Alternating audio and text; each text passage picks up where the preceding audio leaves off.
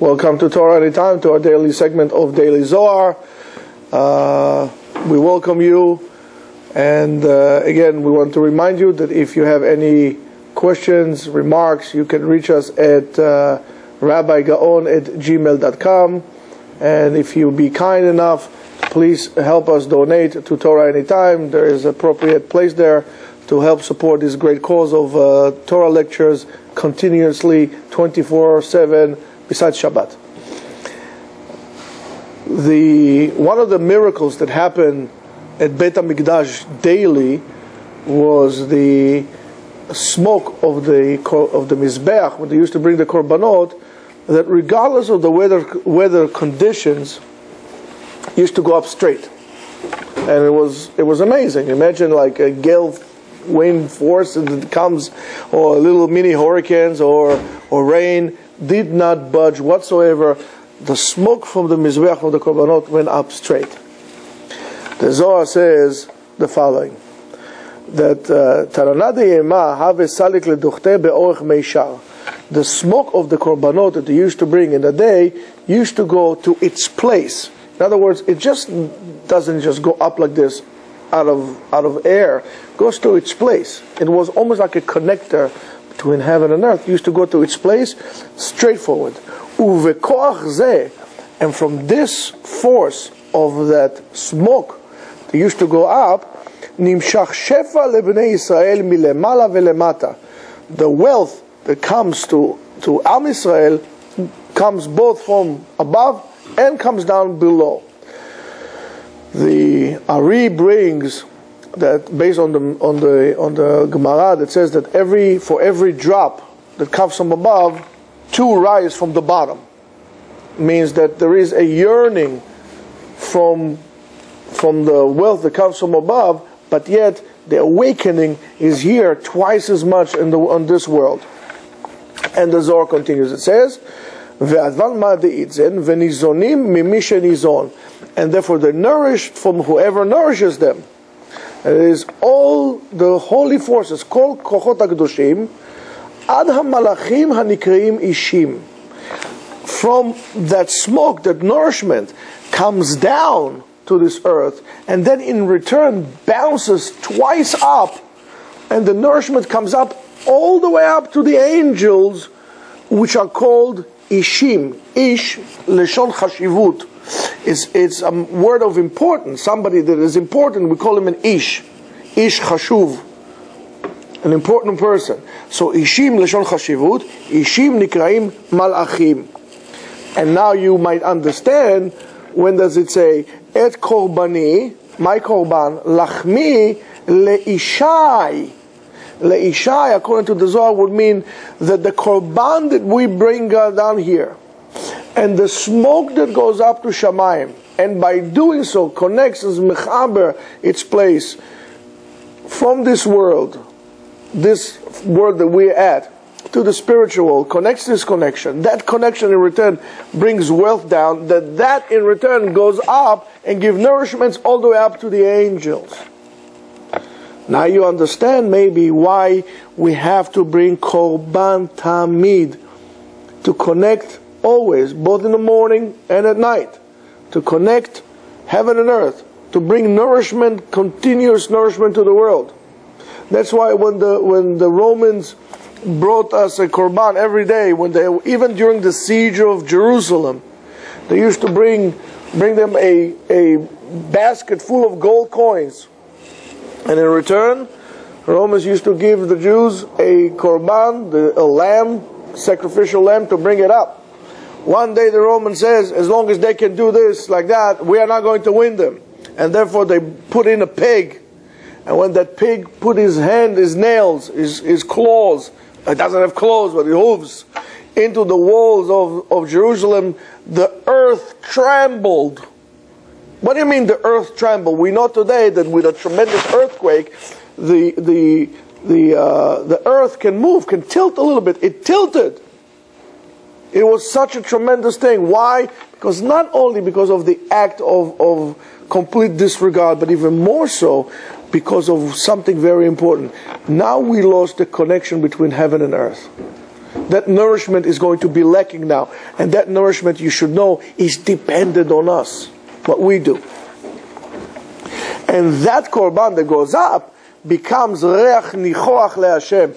That is reach nichoach means a good fragrance to Hashem. God does not need smell. But it's so pleasant, the act, it's so wonderful that even listen, okay, I understand if you make shish kebab with lamb and it's like spreading, but after a while you had enough of that smell. Smoke is smoke. But the smell of the smoke that goes up, it's not only the smell, it's the action of bringing the korban. It's so dear to Hashem, so dear to Him, that is as fragrant as the best perfume in the world. And something for us to think about. That's why many times people, some great rabbis, don't tolerate joy and great pleasure in this world. Why? Because how could I have joy and enjoy and rejoice when I know that Bet HaMikdash is destroyed, when I cannot achieve this connection? So therefore, how do I connect today that I don't have Mizbeach? How do I connect in a similar way heaven and earth? It's very simple. HaKadosh Baruch Hu would never leave us without any ability to connect. One way to do so is through the process of tshuva, repentance, making tshuva. When a person does an averah, it creates a disconnect between him and HaKadosh Baruch Hu. When a person in return goes in and makes tshuva, it's like a rope. The rope, let's say, is argument's like 3 feet. Now I cut the rope, and I now want to change my mind. I want to connect it back together. So how I'm going to do it? I'm going to make a knot, right? After I made the knot, what happens? Now it's not 3 feet anymore. It's maybe 2.5 feet. So therefore, if it's suspended this much in the air, now it's higher, comes closer. And what do you have in rope? It's two sides have to give in. The same thing as couples. When you have an argument, both sides have to give in for the sake of that relationship. That's a matter of communication. The first thing that goes in relationship is communication. You take away the communication, you take away the relationship. That's how we communicated with God. Through that particular place that's called Har HaBayit. Not the Western Wall. Har HaBayit. The Temple Mount. Temple Mount was a hub for all spiritual energy in the world. All energy in the world came there and spread out to the world. That was the center of spiritual energy. That's why when you control Jerusalem, you control the world. He who wants to control the world will do what? First take Jerusalem. You took Jerusalem, you control the world. And all the problems really generated from the sin of Adam HaRishon, from Chet Adam HaRishon. And the sin of Adam HaRishon, Garam Hana'at HaGuf, caused us to have or to desire bodily pleasures, sensations. And until this Chet had occurred, Adam HaRishon was completely spiritual. Haya Ruchani, he was spiritual completely. Everything he did was spiritual. All his actions, his thinking, everything was around the spiritual. By doing the Chet, doing the Averah, Nidgashem, it became physical. And because of that, right, the bodies of the person was affected. The skins and so on, could not all, when they make the skin and so on, was all because of the Chet of the Nachash. Therefore, Kol Ha'ana'at Adam, all the pleasures the desires the man has, whether it's the pleasures, whether it's eating or drinking, wearing clothes, all those things that you like to have pleasure, it all comes from Tzad HaNachash, from the side of the snake, as a result of that particular sin. And it says, besides, who is that? That who has the intellect, the wisdom, to actually realize that ta'ava comes from the Nachash, and he decides to minimize it completely. you should know that it is impossible not to have pleasures whatsoever. But by all means, you could minimize those pleasures. It says there are those who are the righteous ones of these people. They have a little bit of desire, but it's completely under control. It's completely under control. And the Zohar writes it's called tum'ah daka. It's minimal. It's so minimal, the tum'ah that is in all of us, right? That is not mazeket la neshama, does not hurt your soul, does not hurt your spiritual ability, your spiritual being, your spiritual awareness. It's there, but it's not harmful. For example, let's say a person, we all have cholesterol in our body. Oh, we live with it. Those who is too much clogs it. Okay, so those who have a little bit, it's no big deal. And how will it be? How is it going to manifest? It is when the person dies, the soul separates from the body. It could be either an event like, pulling a needle out of water, or pulling a thread with hooks on it and pulling wool out of this, or pulling an arrow out of your body. The more you are obsessed with your body, the more difficult it will be for the soul to separate from the body upon your death. It is going to happen one way or another. So therefore, the more you obsess, the more you make in your life or afterlife difficult. You will suffer. That is something for us to remember. The neshama gets bribed by food, by desires. We're able to affect it and to actually harm the soul. Our job is to return the soul as pure as it was given to us, because it was given to us pure. Now, how do we do that? What is that we do to either cleanse the neshama if it got ruined, or to be able to, God forbid, make it completely opaque and black? The more we are obsessed, the more difficult it will be. The more we are obsessed with food, with desires, the more we have it out of control, the more physical we become, the less spiritual we become. It is very simple. It's like chok kelim shluvim, right? What's chok kelim shluvim? You know the law in physics, right? P1 equals P2. You push one down, the other one goes up. It's not going to go more than whatever you push it, right? P1 equals P2. You lower the spiritual, physical goes up. And then the other way around. We say it also, Meshiv haruach umorid hageshem. He who brings the spirit back, not only the Meshiv haruach for the wind, Meshiv haruach umorid hageshem, he who brings the spirituality back into us and lowers our physical aspect. When do we say Meshiv haruach umorid hageshem? Right after Sukkot. All of a sudden we don't have any more holidays. So you need to help us, because otherwise we're going to go back to our old thing. Please, Meshiv haruach, bring the spirit, the holy days into us. How do you bring the holy days back into you? You do it very simply, as we said beforehand. The Khatam Sofer writes the following. He says on Rosh Chodesh Nisan, Alchu lahem hayamim hakadoshim, the holy days had passed and gone by. Yavo haleilot hakadoshim, the holy nights will come, because now the night is getting longer. And what do we do at night? Do we eat? Do we have more time to drink? Do we go to parties? What do? We learn Torah. So the returning of the spiritual will be determined on Torah. Why? Because the Torah is that master key, the master chip that will help you to connect heaven and earth. That's why your soul is missing. Your soul is there. It's a tremendous potential. All it needs is that chip that you're going to put in, and then it's going to go on by itself. It's going to be self-propelled.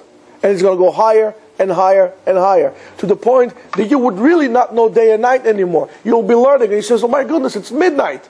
And you keep on learning. It gives you mechayem meti matarav leoshia. You are the one who resurrects the dead. How do you resurrect the dead? You put inside the Spirit inside. Yes, I'm going to tell you something else. Is Begeder giving us the Torah. When you gave us the Torah, until then we were bodies with no way to connect. You rejoice us, you give us chayut. Let's mechayem mitimat arav le'oshia. How are you going to do it? By learning Torah. By living your life like that. But when you do this like this, this is what it says. All the klipot, all the husks in which fell upon us when the Nachash put his tumah into us, fall of us one by one. Slowly, slowly, until you get to the core. And the core of a person is good. But there is another concept. The concept is, we call it klipat batzal, onion shell. There are people who you put a shell, and after a shell, and there's another layer, and another layer, and there's nothing really core in the middle. Don't ever get to that. Don't get to this level. Make sure that you have some spiritual bleach, and that is the Torah. Don't be obsessed with food. The body needs food. HaKadosh Baruch Hu gave us the ability to have senses of smell and so on and so forth. Why? Because if you would really be philosophical about it, you say, what do I need to eat? What am I, like a cow? I'm eating steak. I'm like a dog. I'm a carnivore. What is this thing? I'm eating a dead animal. It doesn't make sense if you think about it. But what? Tastes good. Okay. So if you understand why does it taste good, if you understand that you need to eat for your nourishment, not for your pleasure. When you start eating for the pleasure, you're letting the physical part of you overwhelm the other. You're not anymore a balanced entity. And you have things under control. Balance means it's under control. Not being a control freak, that you don't let things develop, but rather balance is you have it under control. In equilibrium, it's balanced. And that is maybe the most difficult thing that a task that a person can face in his life, is to have his life balanced.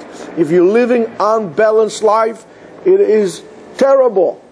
One day you're here, the other day you're there, and then you flip from one side to the other until you topple down and fall, and it's too bad, and sometimes too late. So you need to reach this level of equilibrium, of internal balance. And how are you going to do it? Slowly, slowly break down the klipa from you. And it says, and the more you do during the day, the week, the weekdays, you'll add on more klipot on you. You're being obsessed. The more you're obsessed with food, the more you're obsessed with sleeping. This world was not given to us to sleep.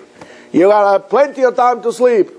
Right now, we need to work. Trabajo. We have a lot of work to do. This world was giving us to work. By working hard, you shell down the klipa. By eating what you need to eat, you have to, for your nourishment, for your body, to maintain your body. You need to sleep. Right. Sleep whatever you need to sleep. 6 hours, 8 hours. Don't sleep 10 hours, don't sleep 12 hours. You don't need it. If you do need it, it means something is wrong with you. You're in a state of lack of balance. There's something wrong with you. So reach out the balance. You're obsessed with physical desires. You're obsessed with sex. Something is wrong with you. This is all through the week. But on Shabbat, mutar lithaneg velehenot. You're allowed to have pleasure on Shabbat. You're allowed to enjoy on Shabbat.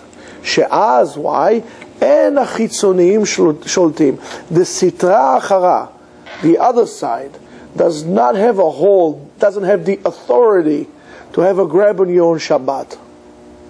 That's why it's called Vekarata leShabbat oneg. Oneg. Oneg? That's right.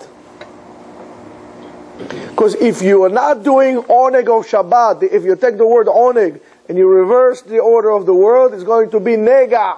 Nega. Nega means a disease. Nega tzarat. So you have to have it. And only Shabbat is oneg.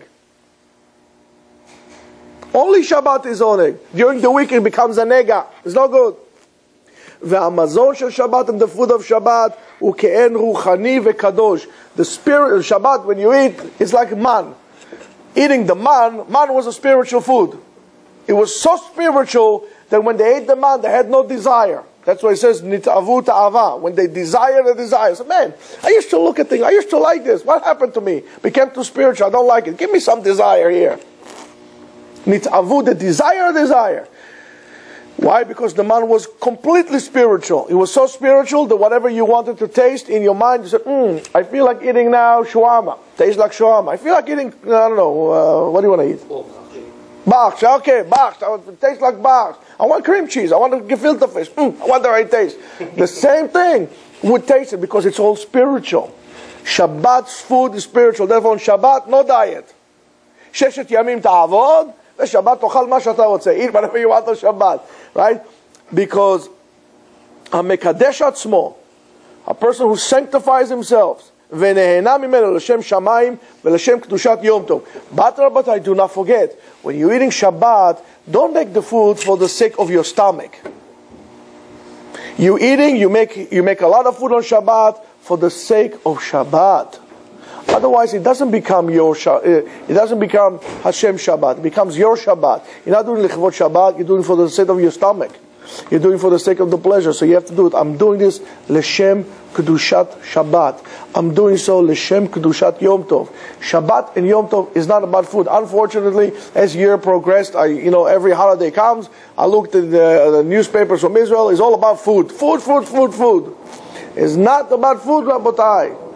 The food is just there to pleasure Yom Tov. We forget the Ikar and we take the Tafel.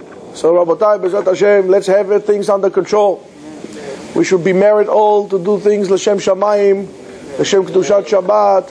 HaKadosh Baruch Hu Ya'azor Lanu, will help us to be fulfilling Meshiv HaRuach U'Morid HaGeshem. Amen. Ken Yehi Ratzon.